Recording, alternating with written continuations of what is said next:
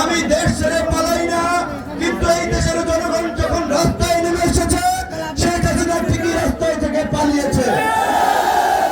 গত 1.5 দশক ধরে ফ্যাসিবাদের বিরুদ্ধে আন্দোলন হয়েছে, সরকার বিরোধী আন্দোলন হয়েছে, রাজনৈতিক দলের নেতা কর্মীরা আন্দোলন করেছে।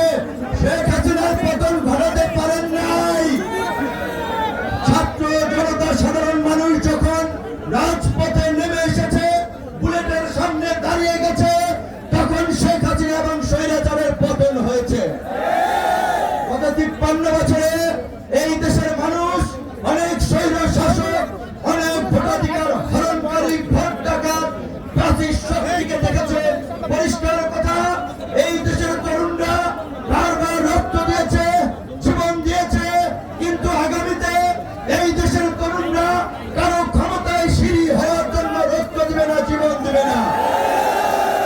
এই দেশের তরুণরা কারো লাঠিয়াল বাহিনী হওয়ার জন্য জীবন দেবে না, রাজপথে নামবে না। এই দেশের তরুণরা আগামীতে নতুন বাংলাদেশ বিনির্মাণ করার জন্য, নতুন রাজনীতি প্রতিষ্ঠা করার জন্য, নতুন ভাবে নেতৃত্ব দেওয়ার জন্য সংগঠিত হচ্ছে। পরিষ্কার কথা, এই যে আমরা রাষ্ট্রের কর্তৃত্ববাদী আচরণ আমরা বিগত সরকারগুলোর কাছে দেখেছি, আমাদের বিচার বিভাগ, আমাদের প্রশাসন, এমন কোন প্রতিষ্ঠান নাই যেটাকে আমরা জনবান্ধব বলতে পারি।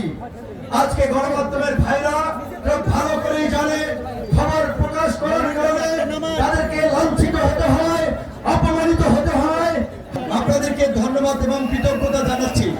আমি এখানে অনেক লোক, হাজার হাজার লোক আপনারা দেখতে পাচ্ছেন।